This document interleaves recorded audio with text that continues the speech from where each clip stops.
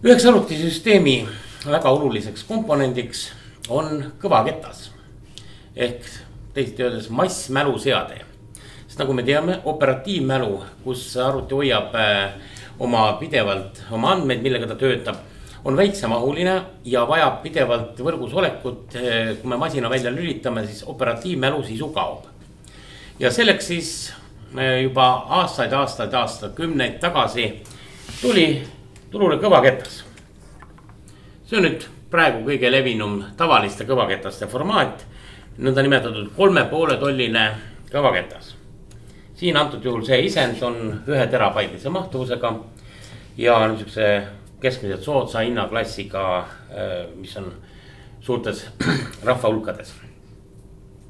Sülearvutid tänu oma väiksele formaadile hakkasid vajama väiksema mõõdulisi kõvakettaid. Siin on näiteks, ütleme, üks tavaline 2,5 tolline, seda nimetatakse 2,5 tolliseks formaadiks. Kõvaketas, me näeme, siin on tal all kontrolleri piip, kus on siis nüüd kõvaketta kontroller ja siis sees on karbikene, milles on siis kas 1 või 2 pöörlevat ketast. Sellisesse õhukesse formaati harilikult rohkem sisse ei mahu. Kõvaketaste üheks probleemiks on läbi aegade olnud nende aeglane andmetele ligipääs, ka andmete lugemine ise on aeglane, kuigi nüüd on see viimasel ajal kasvanud ja kõige kiiremad SATA kõvakettad juba ikka jõuavad sinna 200 megabaidi sekundis infovahetuskiiruste juurde. Kuid kõvaketta loogika, see, et meil on olemas mingi tugemispead ja meil on kontsentrilised ringid, kus paiknevad selle plaadi peal andmed, et sa pead kõvaketta pea õige raja peale viima, õigesse kohta positsioneerima, sealt lugema andmeid. Ja kui meil on tegemist väga paljude erinevate programmide poolt erinevatele kettaaladele pöördumistega, siis see vaene kõvaketta peab pidevalt hüplema ja põiklema edasi-tagasi mööda ketta pinda. Ja seda väljendatakse nüüd sellise nähtusega nagu access time ehk ligi juurdepääsu aeg. Tavalisel kõvaketastel, me ei räägi siin serveri skasidest, on see tavaliselt kuskil 12–15 millisekundi piires. Mis on küll väga hea võrreldes omaaegsete kõvaketastega, kuid siiski jääb ta piisavaks pidurdavaks pudelikaelaks. Nüüd jõuame siia praeguste meie kangelaste juurde, kes on hakanud järjest enam turgu võitma ja nendeks on SSD-d. SSD on ingliskeelses sõnas solid state disk või solid state drive. Kasutatakse neid mõlemaid väljendeid paralleelselt ja ka meil nii-öelda tavainimesed tihti räägivad SSD kettast.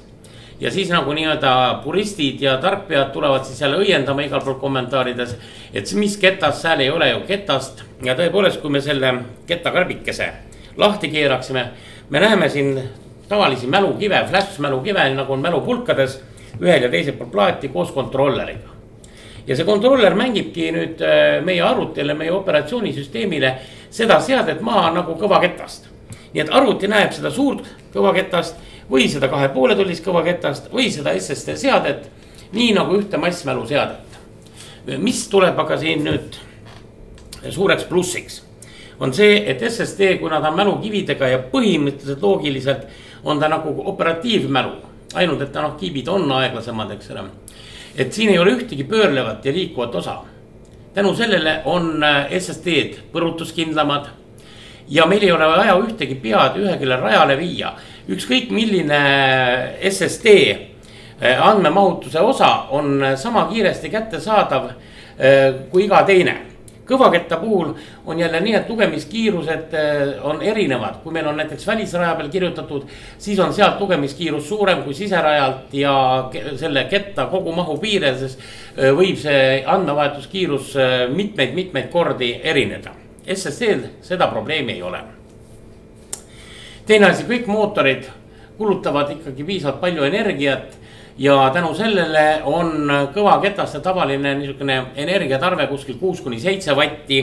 Läpakomadel on seal 4–5 vatti. Samal hetkel SSD-de energiatarve on ikka mitmeid kordi väiksem. Ta täiesti nii nullilähedane ei ole, sest need mälukiibid neelavad ka piisavalt palju ja need seadmed lähevad ikkagi soojaks. Aga see on kõvasti väiksem ja paljudel on niisugune väärkujutelm olnud, et kui SSD sisse paneme, siis aku pealt töötamise aeg kohe kahekordistub. No nii palju ta ei ole, aga SSD või selle kõvaketta asendamine SSD-ga sülearvutis lisab tavaliselt kuskil 30 minutit kuni tund aega kasutusaega juurde tänu just sellele energia kokkuhoiule. Ja nüüd kaasajal on nagu asi veel edasi läinud, nagu me teame, meil on ultrabookid, siis need nõuavad spetsiaalseid seadmeid. Vot siin on ka, et need varasemad SSD-d olid paksud, nad olid sama paksud kui kõvakettad. No silmaga ei ole siit väga palju näha, aga seda formaati nimetatakse 9,5 mm paksuseks. Uued SSD-d kõik on 7 mm paksud. Nii et kui teil on näiteks sülearvutil on ainult 7 mm paigaldamise võimalus, siis seda tuleb enda kindlasti kontrollida, milline pesa seal on, et muidu ostate endale 9,5 ja siis see ei mahugi. Aga nüüd lähme edasi veel. Ultrabookidel on seda ruumi veel vähem, nad on ülikerged ja nende jaoks on toodud välja lausa selline asi, mida nimetatakse M-SATA-ks või M-SSD-ks. Selline pisike kaardike, mis pole suurem kui tavaliselt sülearvutis olev traadita interneti wifi kaart. Et siin on näha, ühel pool on tal 2 kivikest, teisel pool on tal 2 kivikest ja kontrolleri süsteem. Ja selle samase nii-öelda SSD kõvaketta maht, või no mis kõvaketta, SSD seadme maht, see on ka 128 gigabaiti täpselt nagu siin sellel 120-sel. Nii et 2 seadet ühe sama suure mahtuvusega.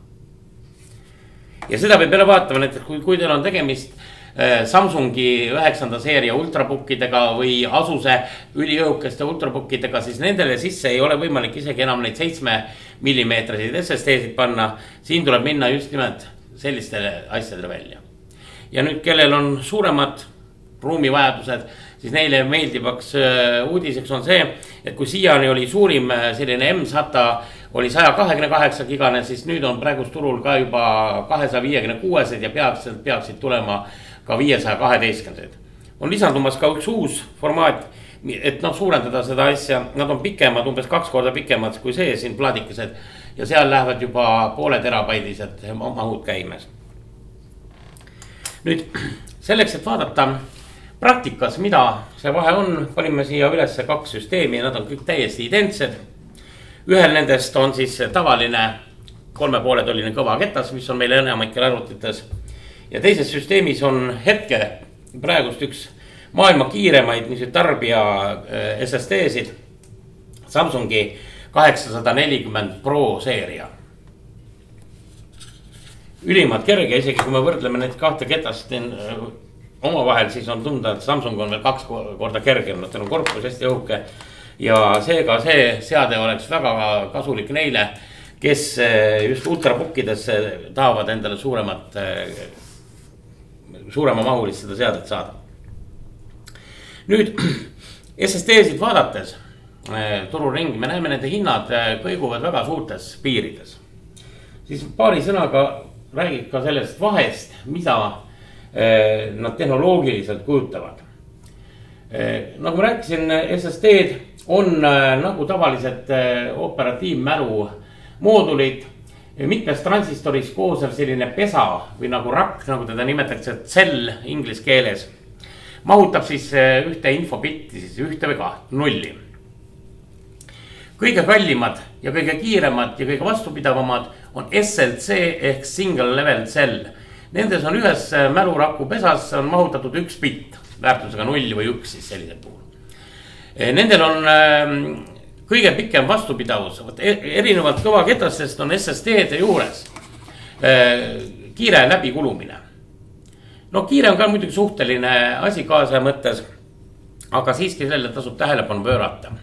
Nimelt lugeda me võime SSD-d nii palju, kui me tahame, aga tema uuesti kirjutamine tähendab seda, et kõigepealt me peame mälupesa tühjaks kustutama, nagu flashil on, ja seejärel sinna kirjutama. Ja võt nende kustutustsüklite arv on piiratud. Kui meil on SLC seadmed, siis nendel puhul on see kuskil 100 000 tsüklit on ühe raku eluiga. Nüüd tavaliselt laiatarbe kõvakettad või need SSD-d on kõik MLC-d. MLC tähendab multilevel cell ehk antud juhul on see küll ainult 2 bitti sisaldav. Et ühte rakku kirjutatakse 2 bitti. Tänu sellele on sama kiibi pindala juures, nende maht 2 korda suurem, aga sees nende hind on oluliselt odavam. MLC-de eluiga aga on ka sees 10 korda lühem, nii keskmiselt ühe raku kustutuskordade arv on suurusjärgus kuskil 10 000 korda ainult. Ja nüüd ilmusid turule veel eelmise aasta lõpul ja nüüd põhimõtteliselt sellel aastal on mitmetel tootjatel TLC ehk triple level cell seadmed. Triple level, nagu nimi ütleb, kirjutab ühte rakku kuni 3 bitti informatsiooni. Nende puhul on jälle see, et nad on kõige odavama hinnaga, sellepärast et antud kiibi sisse mahutab kõige rohkem infot salvestama. Aga samas TLC raku kustutuskordade arv on kuskil 3500 kuni 5000 korrani. Ehk ta on veel omakorda 2 korda võibolla lühema eluajaga kui MLC. Ja loomulikult, mida rohkem on bitte ühes rakus, seda aeglasemad nad on. Nii et ütleme, kiiruse järgi tulevad kõige kiiremad on SLC-d, siis tulevad MLC-d ja lõpuks on siis seal tagaotsas on TLC-d. Aga samal hetkel ei maksa ka väga seda karta, kui täita SSD-dega käitlemise nõudeid, siis sellisel puhul on see ressurss on piisavalt suur. Siin tehti mõõtmised isegi nende uute TLC-dega, kus kunstlike programmidega lihtsalt hästi kiiresti kirjutati üksteise järel seaded täis, kustutati seade täis ja kustutati ja jälgiti, millal hakkavad esimesed vead tekkima. Ja selle juures siis täheldada võib sellise asja, et isegi kui ma kirjutaksime seal mitukümmend gigabaiti päevas sinna üle, terabaitides ikka seda mahtu, gigabaite vähem, siis jaguks sellest ressursist seal mitmekümneks aastaks. No eks seda, kui vaadata, paremad tootjad annavad juba SSD-dele vähemalt 3 aastat garantiid ja näiteks see samanegi Samsungi Pro ja mitmed teised on 5-aastase garantiiga. Vaatame nüüd, kuidas nad praktikas käituvad. No selge on see, me juba mainisime, et sülearvutitel on SSD väga tõhus ja kasulik asi. Aga ka lauaarvutid ja näiteks mänguriarvutid või inimesed, kes teevad foto või filmimontaaži, saavad SSD-st tavalistes masinates ka suurt kasu lõigata. Nende üks puudus on muidugi see, et nad on väiksed. No siiamaani siin näiteks see on siin 256 gigabaiti, siin nagu me rääkisime 120. Ja mis on kõige universaalsem kombinatsioon ongi see, et meil on operatsioonisüsteemi programmide, mängude, mida me parasjagu mängime ja töödeldavate andmete, näiteks meie töödeldavad pildid või filmiklipid, nende tarbeks on meil SSD ja kogu ülejäänud infomaterjali hoidmiseks, säilitamiseks oma perearhiivid on meil lisaks 1 või 2 tavalist kõvaketast.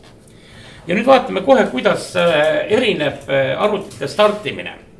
Täpsed identsed süsteemid ja täpselt identselt kloonitud sai SSD-le installeeritud kogu süsteem ära kõigi programmidega ja kloonitud see sama asi kõvakettale. Nii et kõik nad on nagu identsed ja nüüd vaatame tagaekraanidel, kui me stardime need masinad mõlemad üheaegselt.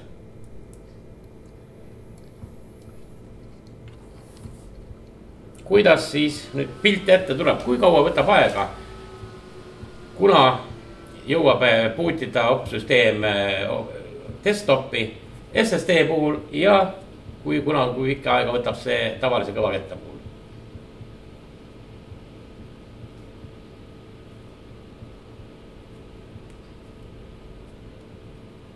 Näete, parempoolsel on asi lõpetanud ja meil on juba pilt ees.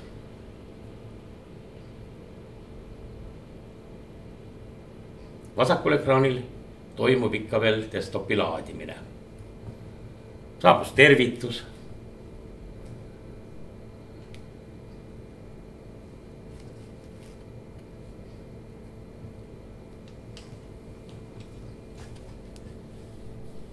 Nii, ja nüüd lõppes. Nagu näha, vahe on päris drastiline.